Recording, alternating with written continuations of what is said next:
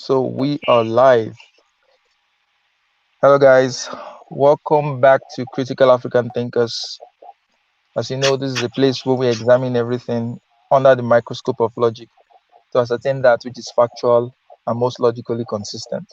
So today I have a guest with me, and we are going to be talking about some of the challenges that kids in Africa get to face, especially school kids, primary school kids, secondary school kids, and how local NGOs are how they are bridging this gap, how they are providing some of the resources that are very essential for the education of these kids. Because we believe that education is key. It's one of the surest way to get a better life for any individual.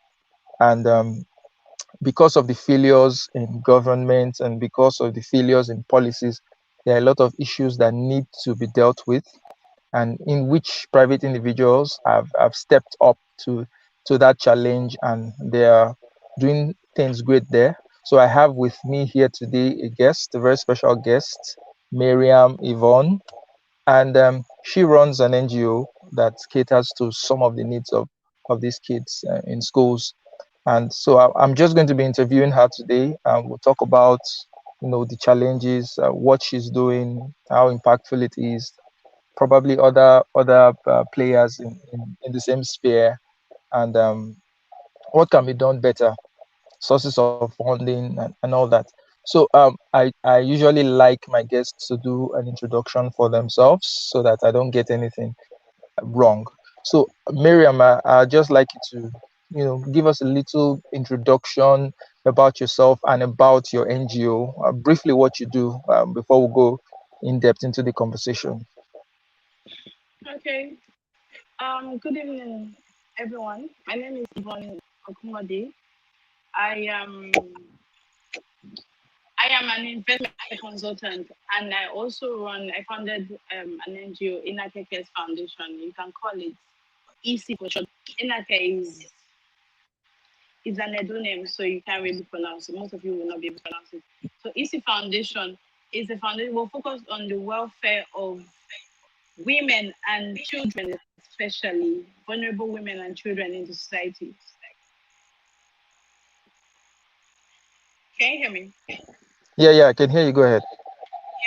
We support them through targeted programs that will improve and give them a better life. Some of our programs are the back to school project, which we have in September. I told you about. Okay, Charles knows about it. We have a back to school program in September. It's a program that supports children, indigent children in rural communities. We provide them with basic school items and also pay tuition fees for some of them, and then send children that are out of school back to school. Okay, so that's a solid introduction into what you do. So well, you mentioned that your NGO caters to both women and children. I think I'm more specifically interested in the children part of it. So maybe the women we'll talk about some other time. So what was your motivations going into this? What motivated you into wanting to do something like this, something as selfless as this? Okay, the thing is, I've always been someone that wants to just make people happy, help someone in any little way I can. I've been like that from when I was a child. And then I went to a school where, okay, I went to a federal government school at first, and in federal government schools you mix with all kind of children. It was really really cheap then. It was a good school. All this FGC then, it was a good school, and it was affordable, but we had a lot of poor children. Then we mixed with them, and I knew that some of them would come to school, and as in a boarding school, you're supposed to come to school with provisions and all of these things that you bring to school to survive. And then they'll be coming from home and they'll bring nothing. Like you're supposed to survive an entire term without provisions or anything. The highest thing they bring is Gary. And then sometimes they don't even have pocket money. They give them as little as 500 naira. And I was somewhere complaining that what I had. I'll be coming to school with a Ghana must go full of provisions and whatever I needed, and then my mom will send more almost every week. And there I was complaining sometimes that it wasn't enough when someone did not even have enough. So when I started doing the ones that my mom used to bring for me, I'd share them with people, my friends in school then. And then I remember one time my house mistress reported me to my mom and said that I was always giving her my stuff. My mom now told her that the reason she always brought so much for me was because she noticed that I always like to give her my stuff, give her my food, my money, everything. So, and sometimes I give everything and I don't have enough to eat or keep for myself. So that's why she was always bringing every, because, okay, the house mistress was concerned and said that I was being spoiled. Okay, that was a concern. That was why she called my mom, that they had to stop it and all of that. Nobody had that kind of privilege to be bringing provisions almost every week to school. So my mom now explained that to her. That it was because she knew that I was giving out mine. I was sure and I will not have enough to keep. That's why she was doing that. So it has always been like that. I've always been privileged, but I knew what it meant not to have enough or not to be privileged. I know how I'm always complaining about what is wrong, what the government is not doing well, what is that, what is it. And I'm like, okay, instead of just sitting down to complain, you in your own little corner, what effort have you made? How have you bettered someone else's life? It's not enough for you to just sit there and rant about what people are not doing right or what they are doing wrong. What effort have you made? And I decided, okay, it is time to actually make an impact in my own little corner instead of me waiting around for someone else to do the job. Okay, so I like that attitude. So basically, you saw a need that needed to be filled, and you didn't want to wait for the government. You didn't want to complain anymore. You needed action, and in your own little way, you believe that you could make an impact. And if many other persons follow that same route, possibly we'll get an overall better outcome for many people in the country. I believe so. Yeah. Okay. Um, so let me ask you about you. I'm sure you saw the thumbnail to this video, where kids were sitting on blocks and they were sitting in the classroom and there was water in the classroom. Have you ever, in all the schools that you've been to, have you ever noticed a condition like this before, where the kids had to learn under such horrendous conditions? I have even noticed worse conditions. Actually, okay, there was a school we went to some I was when I was volunteering for an NGO then in 2016. There's a school we went to.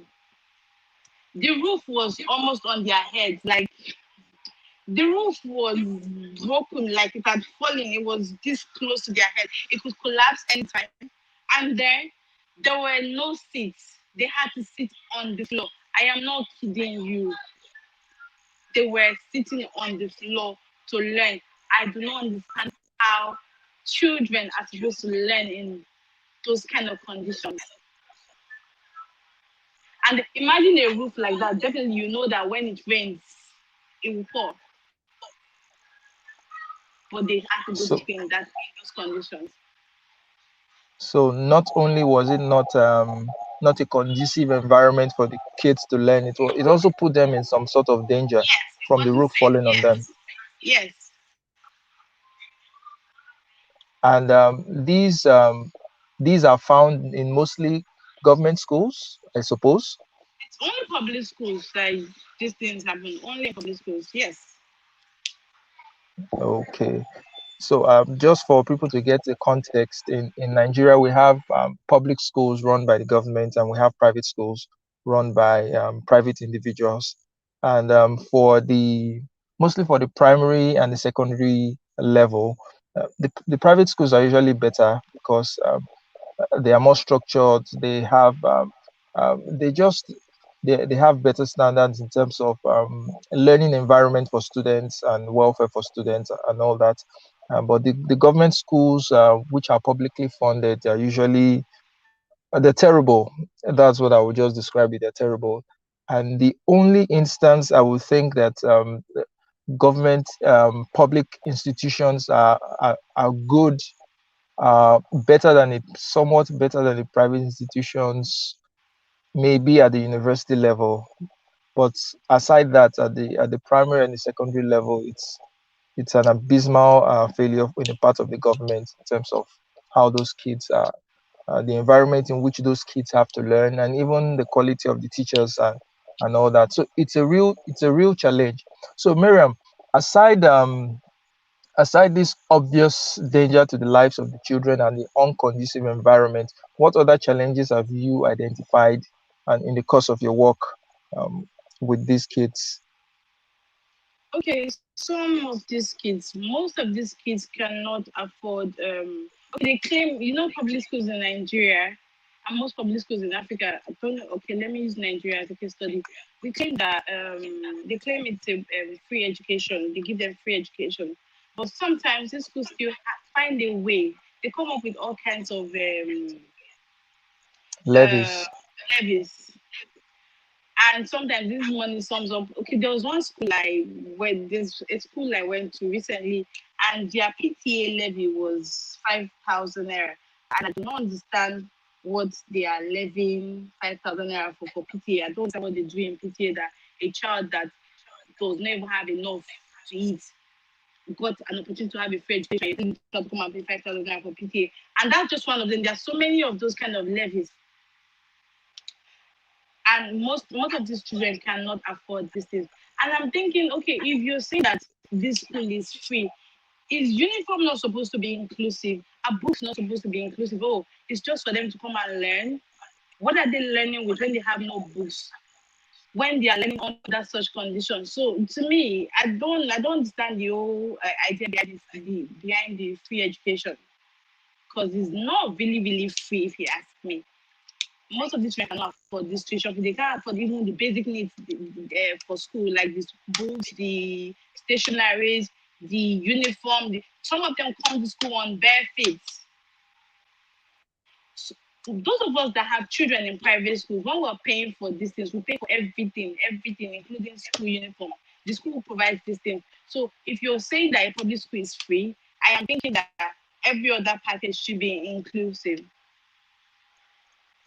But those are the Oh, things that NGOs usually provide when they go for these outreaches in school. And then we have the problem of terrorism. My God, the first places these terrorists attack are schools.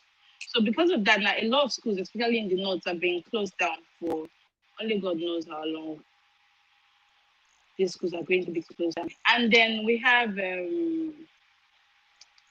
displaced children.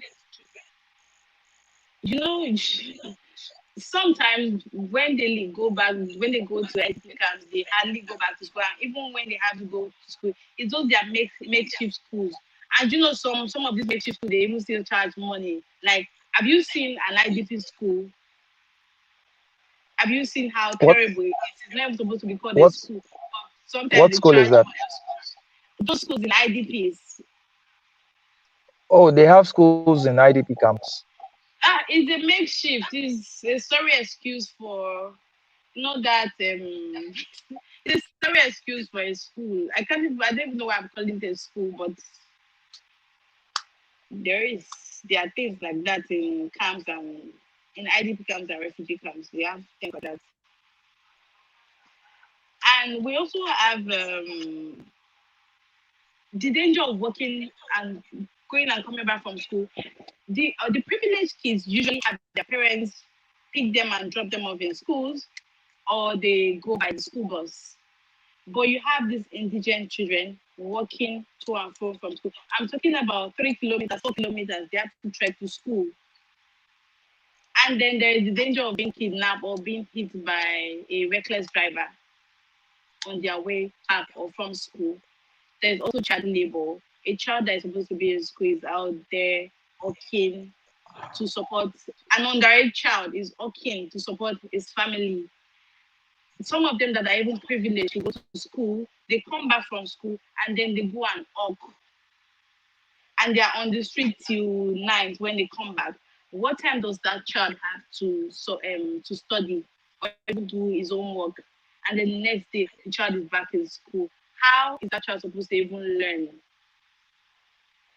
And don't even get me started on the Almajiri system in the north. I don't know if you're familiar with that.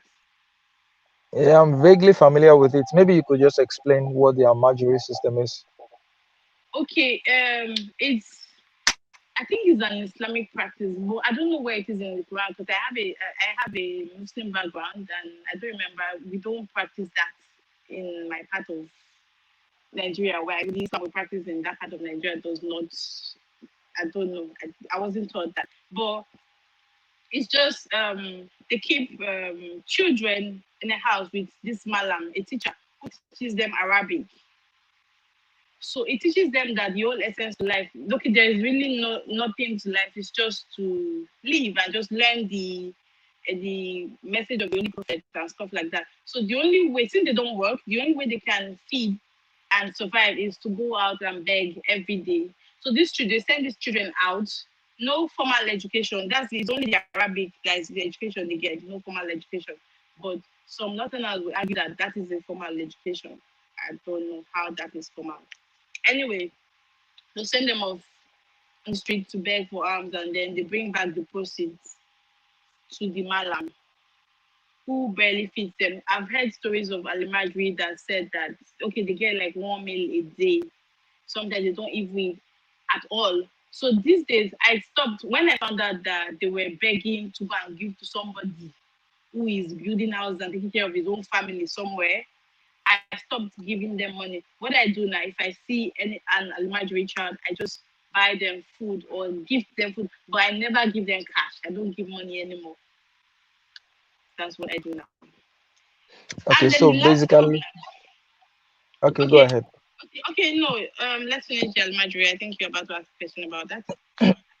So I wanted to just recap on the Almajiri. So it's a system where young kids are taken under the wings of a religious teacher called the Malam, and Yeah, he teaches them Arabic and he teaches them about the Quran and all that stuff. And he yes, tells them that the purpose of life is just to live and to learn about the Quran and to learn about the religion. yeah, And they don't teach them any marketable skills. They don't teach no, them any trade. They don't teach no, them any formal education aside Arabic and the Quran. And yes, for to survive, they send them out to beg for alms and to beg for money. And these monies they don't get to keep for themselves. They take these monies and they give it back to the religious teacher who dispenses it as he sees fit. yes, yes. Oh, okay, okay.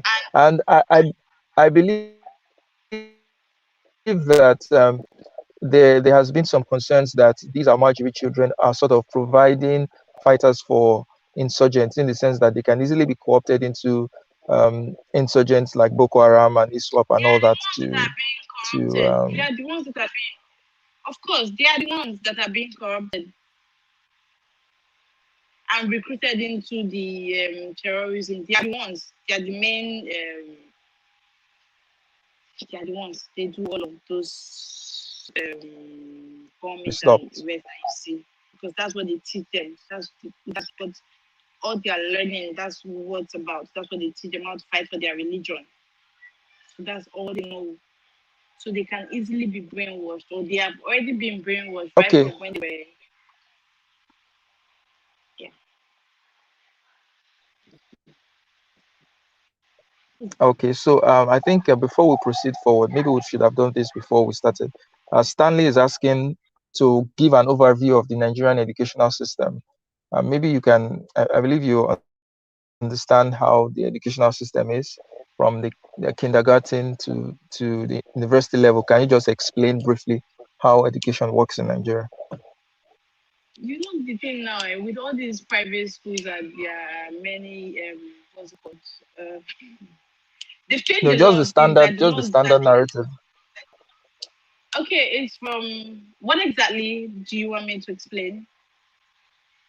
Okay, maybe the different grades, Okay, primary, there is the secondary. kindergarten, there is the Yeah, yeah, yeah. kindergarten, and then there is the primary, and then there is the secondary. Primary is 6 years. Kindergarten is like 2, 3 years, depends on the school right now. And then the primary school is 5 to 6 years.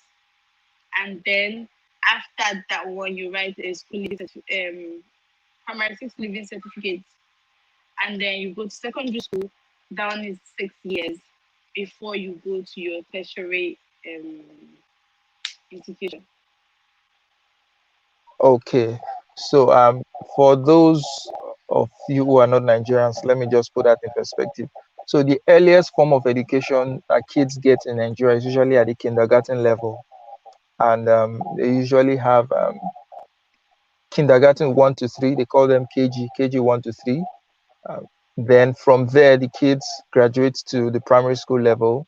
Uh, Many schools run the primary school for 6 years, so primary 1 through to 6. Some schools stop at 5, primary 1 to 5, where they take an examination, a national examination, and they move on to the secondary school level.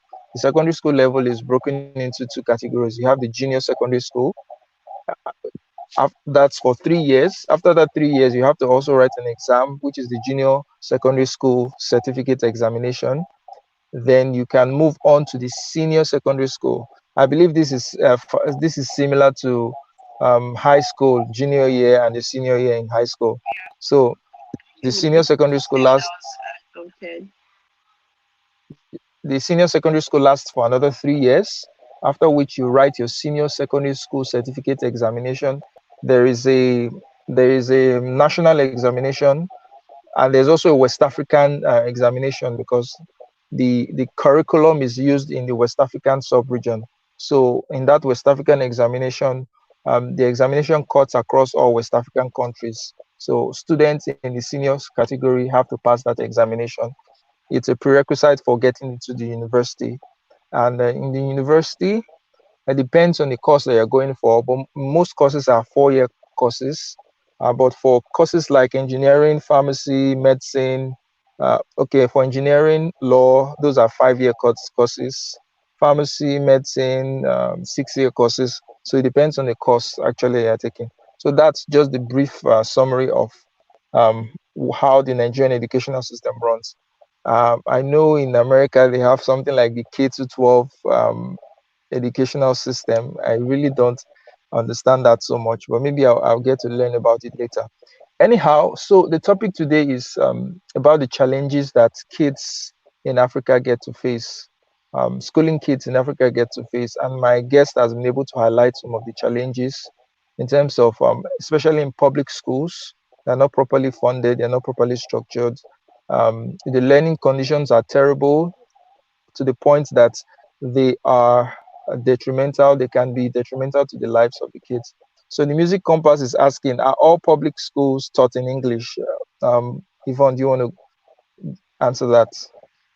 yes, English is our official language. Most all public schools are taught in English or are supposed to be taught in English, but not in Nigeria. Okay, they are still taught in English, but I've had friends who did national service corps and the North and said that it was just like they were just talking to themselves in the classrooms because the student would not understand. They only understand Hausa language.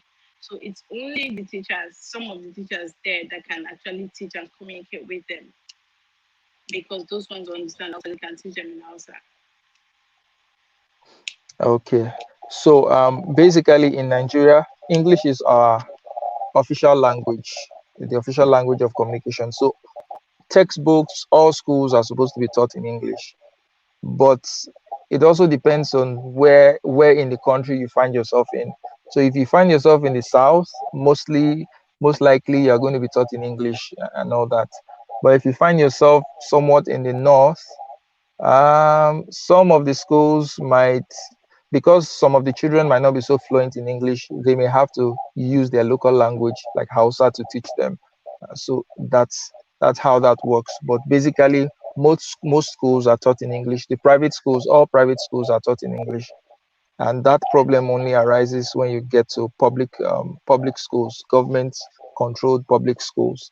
And many of these public schools were actually mission schools, they're missionary schools, who where the government took over these missionary schools and decided to administer them, and they've done a very shoddy job of it, in my estimation. And I believe that these schools should be returned to the missions. Missionary. For Arabic, they have Arabic schools. Those are not they are not integrated into the school curriculum, into the formal education curriculum. So those Arabic schools are sort of like parallel schools where children in the north, Muslim children in the north, get to learn about Arabic, the Quran, and all that. So, but for conventional education, there's religious studies, where you have in the south you have to learn Christian religious knowledge, and in the north I think Islamic studies, if I'm not wrong, Yvonne. Yeah, you're The, right. yeah, so they learn Islamic studies in the conventional schools in the north. So now let us look at the players in this space, Yvonne. I see that NGOs are coming to bridge these gaps, providing these kids with certain things that they need, that are very, very necessary for them to be able to learn very well. Um, how effective have NGOs been in bridging this gap? Okay, most of these NGOs are doing great work. I won't even lie, like they've been so amazing. And some of them have come up with programs that has helped a kid that would normally not even have a chance at having a bright future, a great future, get a chance. Okay, do you remember? Do you know Slum to School? Have you heard of Slum to School? No, no, I haven't. You haven't heard of Slum to School? It's a very No. popular NGO. Was founded by is it Durham or was it I can't really let me know more his name. But they are doing great work. They go to slum of Ajegunle or what's that place in Lagos that they live on water? What's that place? Um that slum that they stay in water in Is it Lagos. a Butemeta? No, no. There's one popular slum. Everywhere is I've covered in forgotten it. water. They live on top of water. I They know the place, but I've forgotten the name. They even did a documentary one time about the place. Okay, Slum to School goes to that place and picks up kids and send them back to school. One, I like a few months ago, I saw a testimony of one of their beneficiaries from one of their programs. It just came back from youth service, and then they also have this what's it called? Okay, they've also bridged this technology gap. You know now kids in privileged kids in private schools have access to computers. They now learn coding and robotics and stuff like that. There are NGOs now that have set up laboratories, computer laboratories and stuff in slum communities where indigent children can learn programming and robotics just like those privileged kids in private schools are doing. And do you know how much we pay for robotics in private schools? You don't even want to know. So there are NGOs now doing that for indigent children. And there's so many others like that. They're doing amazing work and they're doing that with the grants they get from international communities.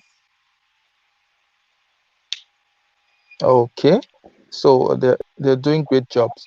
So in terms of funding, where do NGOs get their fundings from?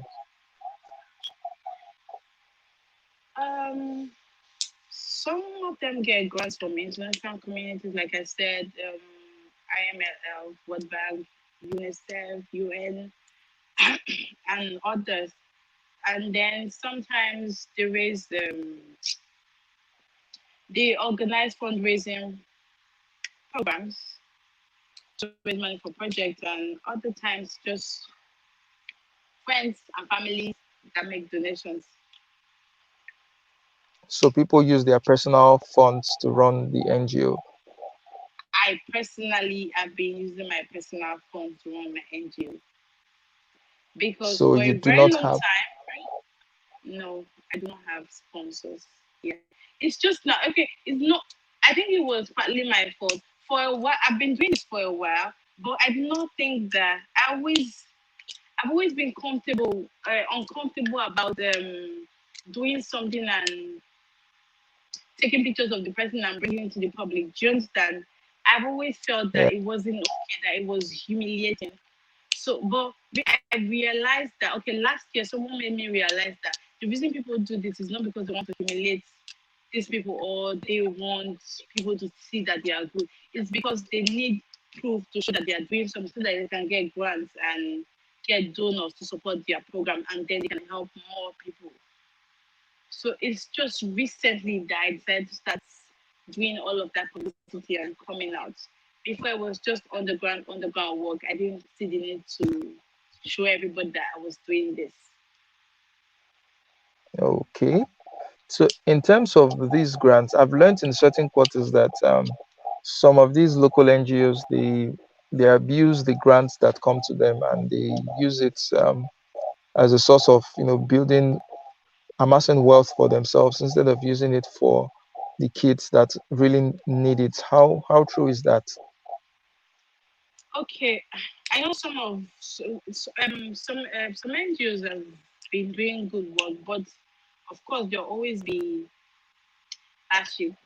So there are some that got into this thing just for profit making. Of course, they got into it just for profit making, and then they apply for grants and they say, okay, we're going to be donating so and so to 50 students in social communities, and then they know, and the grant comes. Sometimes they even get more than that what they asked for, and they do just five. They provide whatever they promise to provide for just five of these students that they promise to provide for, and then keep the rest. I know this because I I volunteered for an NGO and I knew what I saw. And In okay, in it your happens. estimation, how prevalent is this, especially with those receiving foreign funding? It's just okay. Apart from money, I feel that in Nigeria, a lot of people go into this non-profit making organization thing for a lot of reasons. Sometimes it's for political reasons. It might not even be financial reasons. Other times it's just so that okay, people will see me that I'm doing something. So it's not it's not really about money.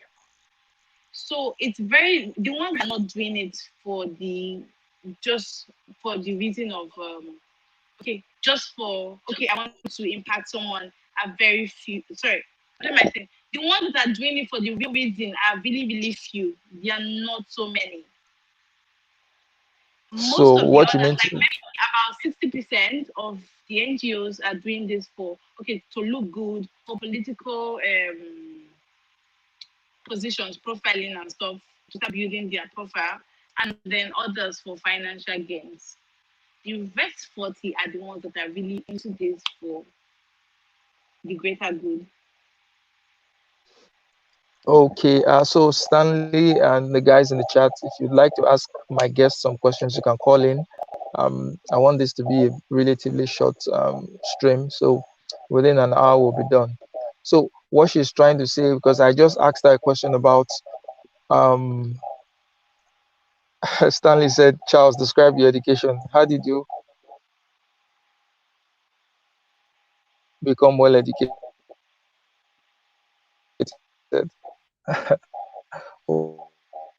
Well, NGOs getting sponsors from foreign agencies, and the reasons why people go into these NGOs are disparate. There are disparate reasons why people go into it. Some go into it for political reasons because they are seeking higher office, so they want to have a record of something they've done for communities, and before they can run.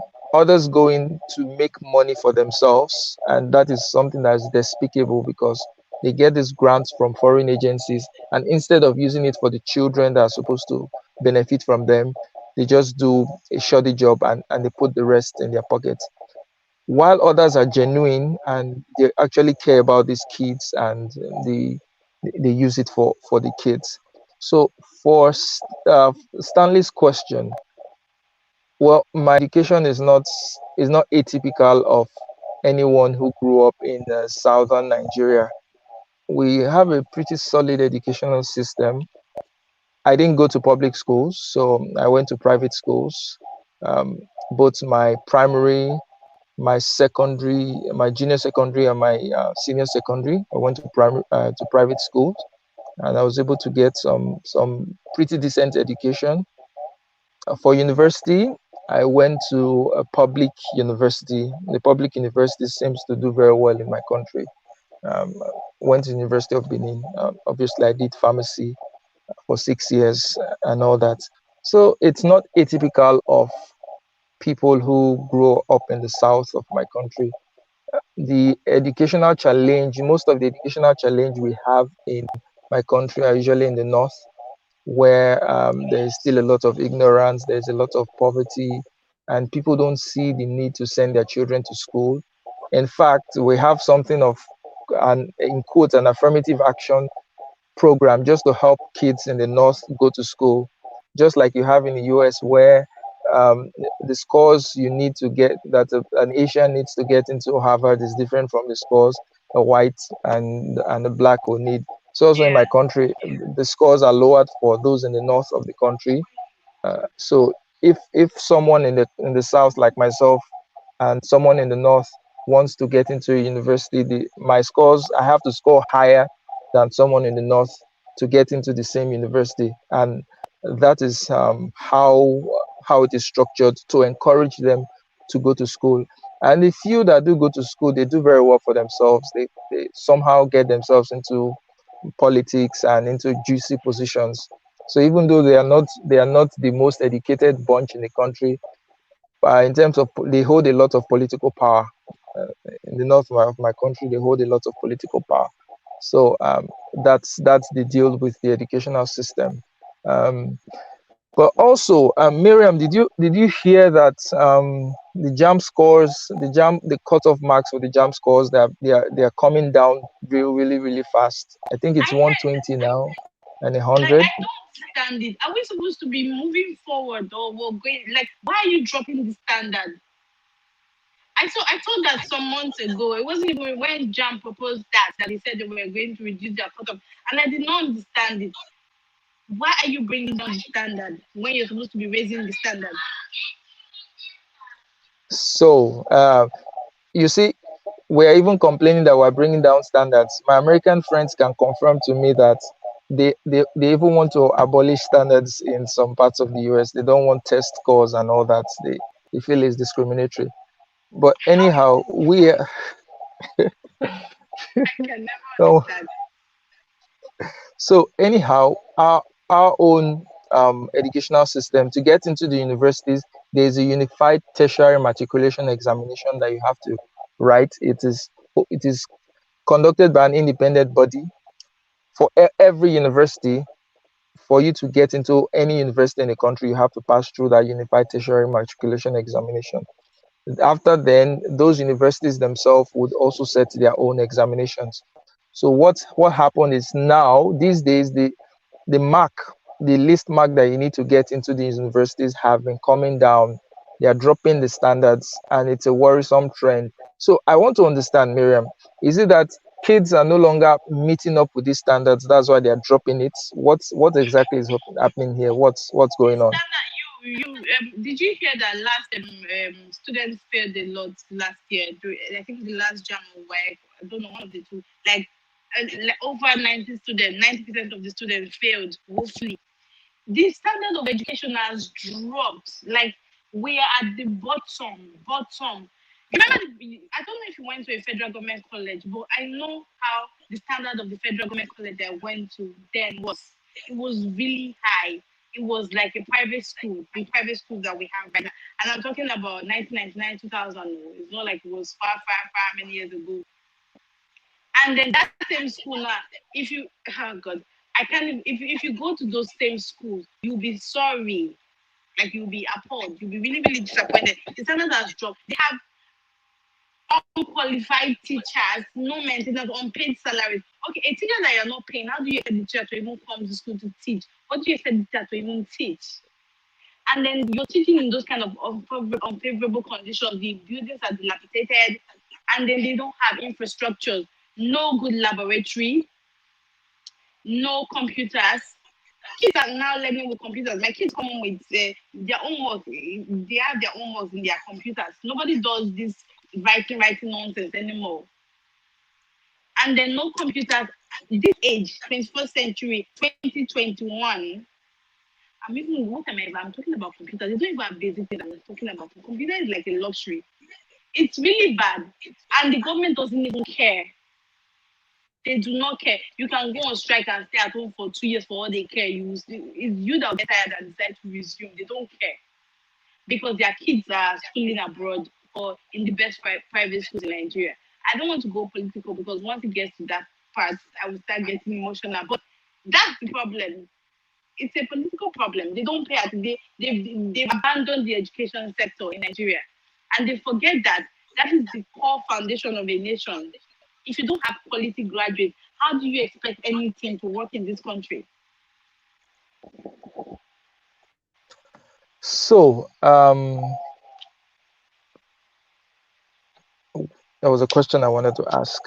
Okay, now looking at the abysmal performance of students in this last WAEC, the West African examination, this thing, can we say COVID had anything to do with it? Most kids were out of school for Yeah, extended periods, and most of them definitely are not going to be learning anything. They're just going to be playing on their phones and catching fun. So can we say that COVID somehow contributed yes. to the way the results turned out? Yeah, it was COVID, and that has to do with lack of basic needs, I mean, quality education. You know, if you check the statistics of those students that excelled in the last is it JAM or WEC, whichever one of them, there are students from private schools. Even while they were on lockdown, they were still learning via their computers. They were still learning. So when the exam dates were eventually fixed, they didn't really miss so much because they were still learning while they were on lockdown. Unlike those children in public schools, they just went home and stayed home, and then you now expected them to come and write exam. How did you expect them to pass? There was no way they were going to Mm. pass.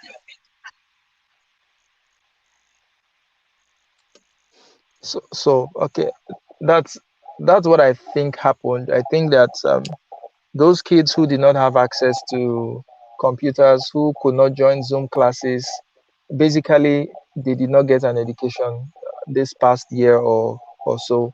So the results were bound to be abysmal. But the Yeah. schools, the children in private schools, um, and I also noticed something now that education is becoming very expensive in Nigeria, especially with the private schools. Can you comment on that? Well, the cost of living generally in Nigeria is high. Inflation is high. So, and they have to put their running cost into consideration when they are deciding on the amount you're going to pay for fees. Plus, they have infrastructure. So I know it's high, but I think it's fair considering the services they are offering. No, Charles, it's high. It's high, I beg. It's high. I just remembered. I'm sure there are kids that their parents get to pay up to 1 million naira Yes. for the year There are for schools that education. get millionaire per term, Charles, per term, 1 term, 3 months. They pay 2 million naira. That's what But they these pay. kids, their parents can afford it. Yes, of course, they are in the elite class, the upper class of the society. Of course, they can afford it. Mm.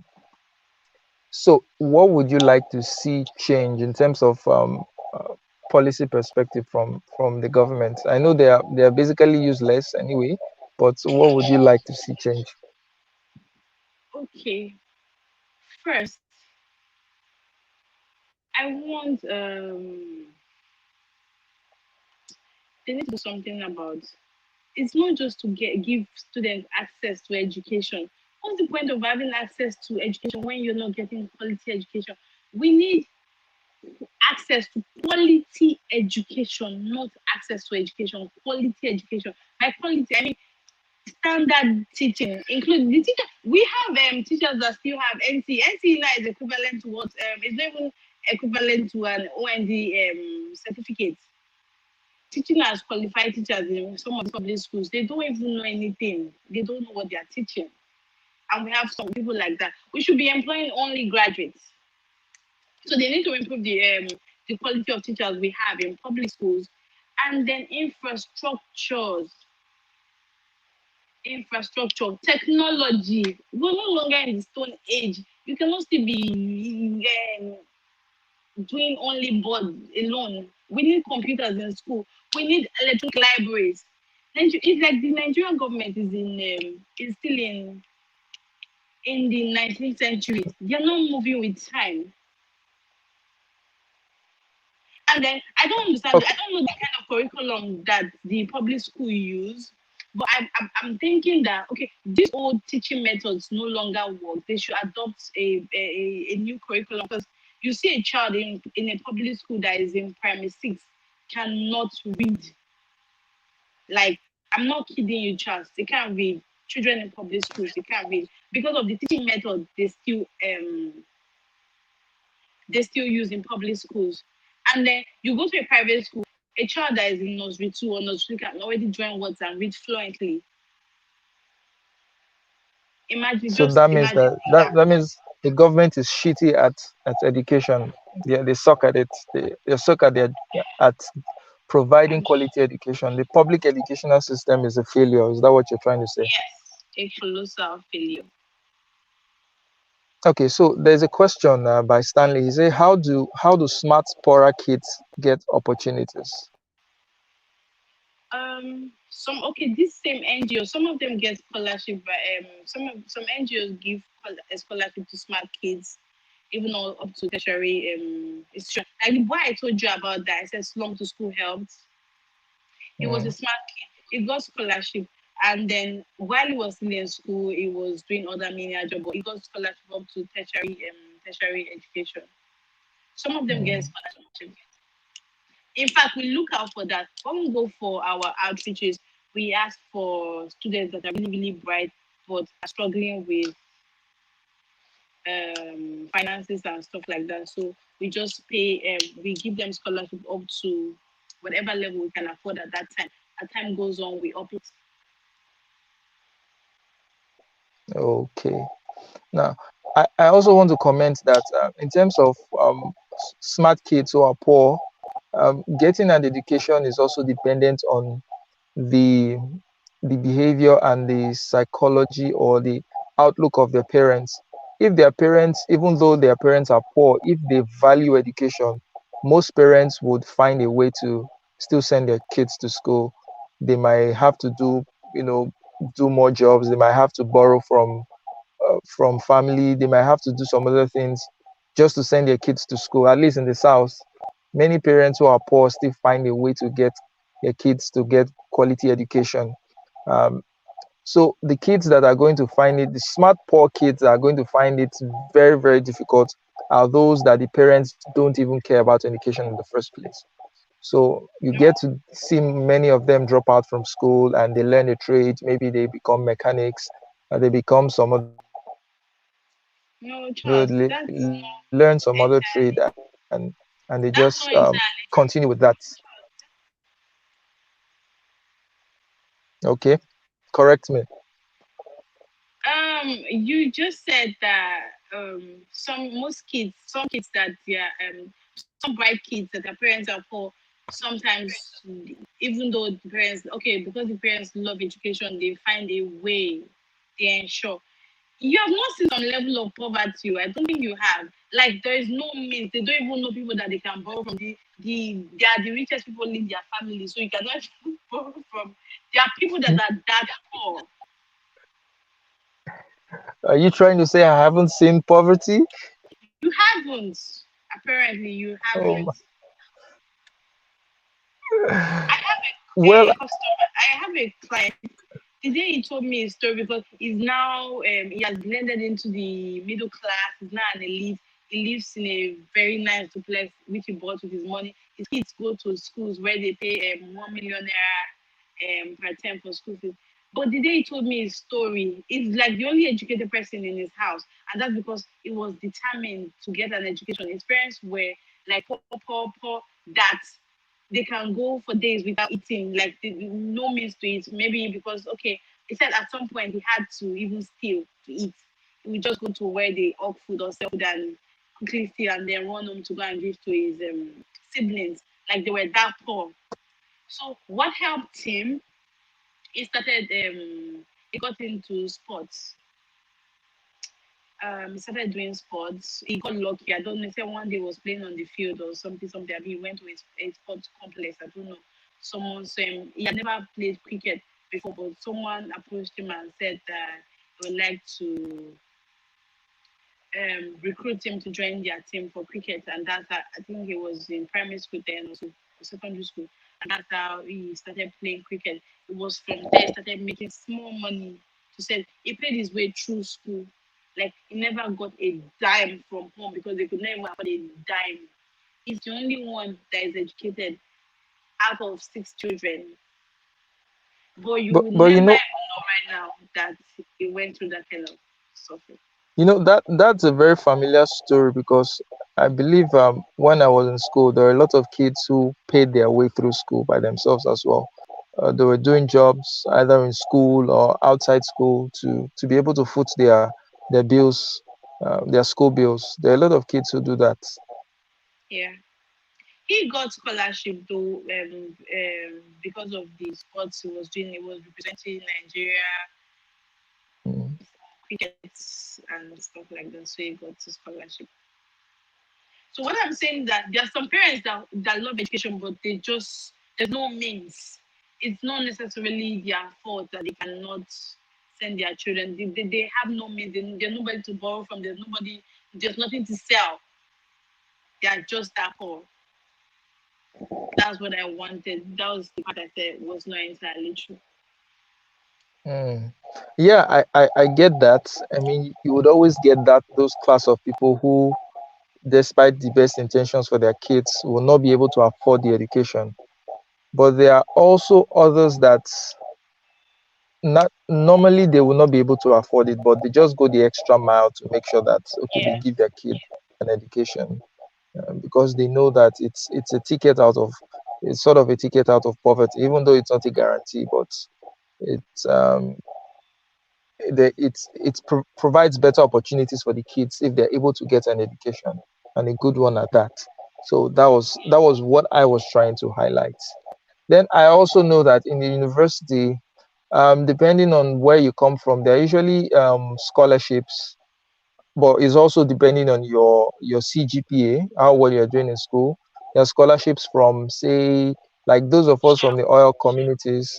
There's scholarship from Shell, from Chevron, and some other oil companies that are domiciled in the oil communities. So they give scholarship to kids in the universities based on their cumulative GPA. So they start giving these scholarships from the 200 level. So if you have a certain amount of GPA, you go for an exam, a screening exam. If you pass, every year they get to pay you a certain amount. I think when I was in school, they were paying, Shell was paying like 150,000. That was big money then. But I think they would have upped it up by now. It was discriminatory. That scholarship was I always thought it was discriminatory because they didn't offer scholarship to those of us that were in the arts. It was only sciences. Like, why? Are we Yeah, not from the OAU they're region? trying to promote science and technology. You guys in the Science arts and can, technology is already promoted. It doesn't need promotion. The part that needed promotion, you people refuse to promote it, and you're promoting what is already oh, you self-promoting. guys It was discriminatory, but let's just forget about it. can those in the social sciences can take a back seat for now. After we've developed, then we can now start thinking Just of all those unfair. social sciences. It So was and all unfair. Yeah, life is unfair. And also, some state governments also provided some forms of Bursary. would I say be a bursary. I remember that I took bursary up to 4 times while I was in school. I never got any. Bursary from It my was state always government up to 4 times. Well, did you get any? I never got any. I only used to Oh, hear about it. you I know, never knew it was actually a thing. I used to see students queue for. They tell me they are I going to had to collect their travel bursary and to stuff. okay. It wasn't much, but at least it was something. It was I heard something. it was It like wasn't. five I k, think 10k, then it was 30,000. 5K. No, my state, Delta State, was paying like 30,000 then. I know. I think it was 5k, 10k.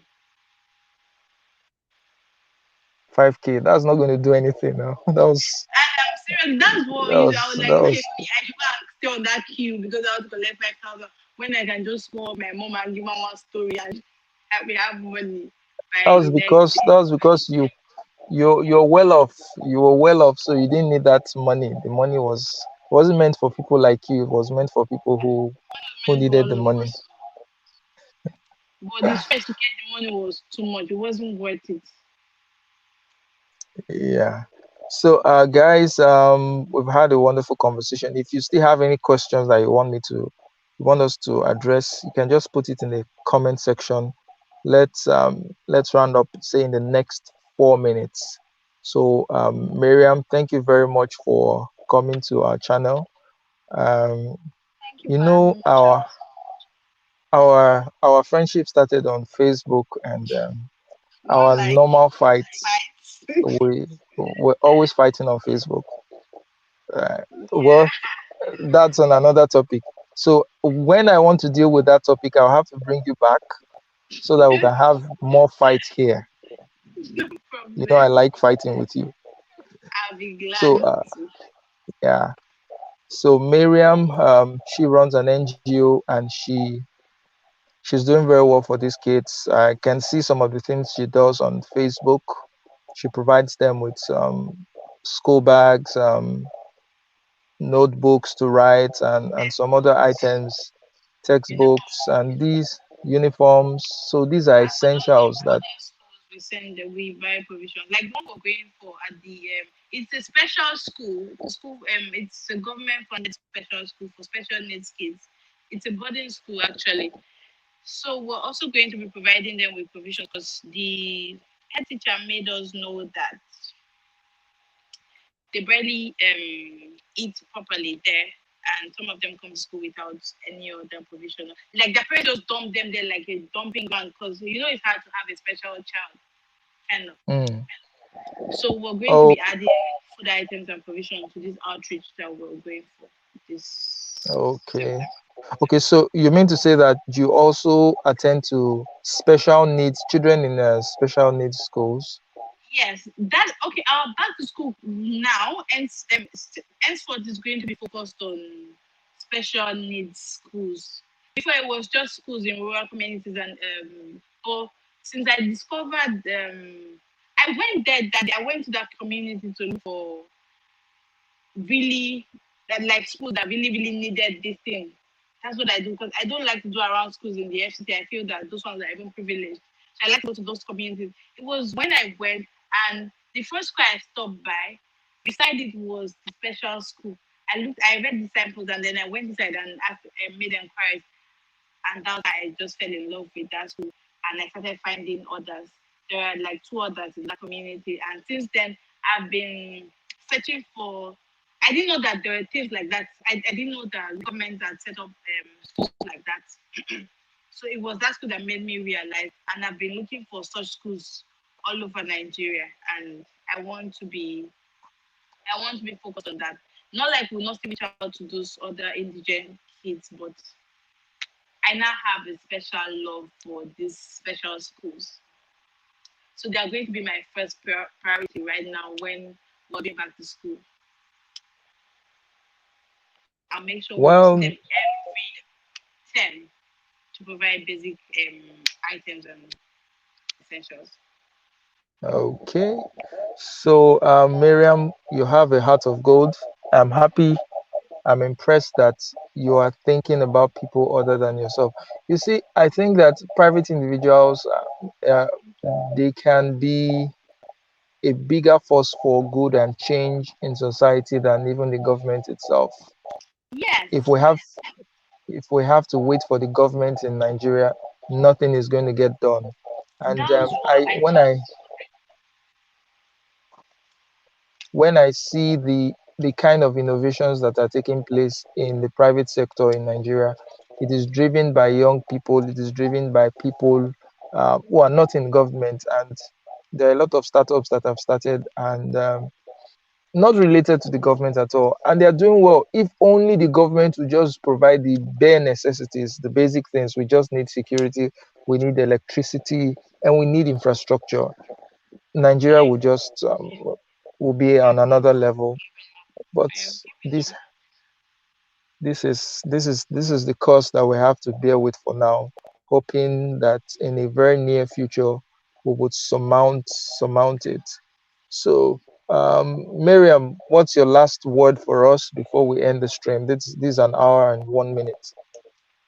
Okay, so it's not just, I want to say that it's not only, you don't have to have an NGO, it's not only an NGO that can reach out to people. I just feel that in our own communities, anywhere we are, just try to show everyone around you a little kindness.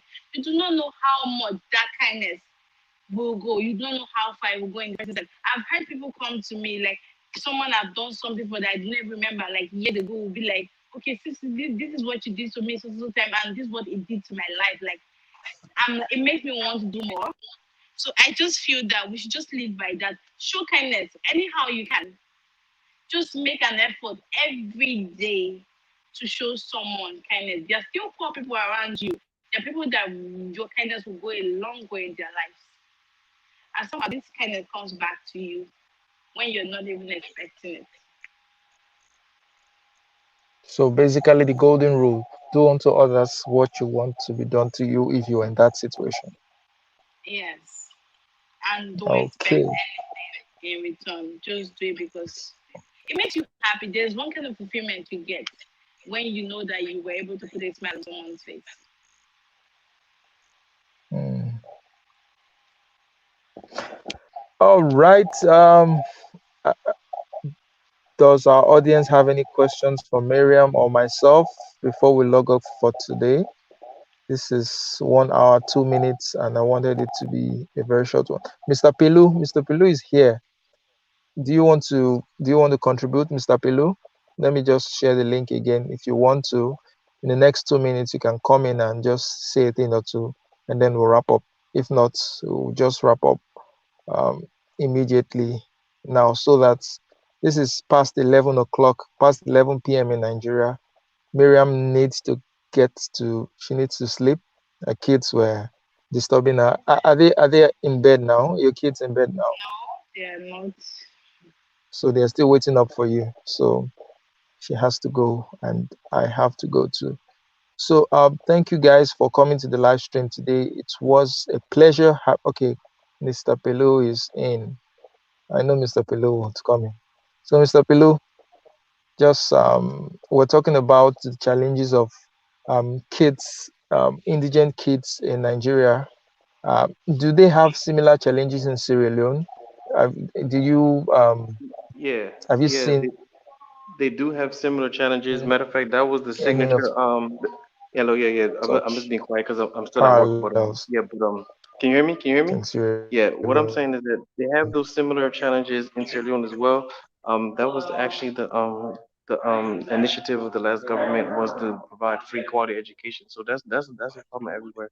There's many things that could contribute to it, but that's it for today. But let me talk to you later.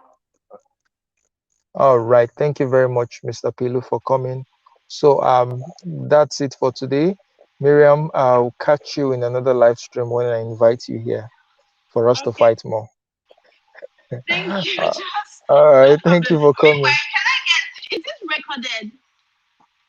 Yeah, you can get it. Yeah, what you can Would you simply do, send you it to can me download or it. how do I get You can come to my, maybe in 2 days time, you can come to my channel, and I'll send you the link. You can download it from the channel.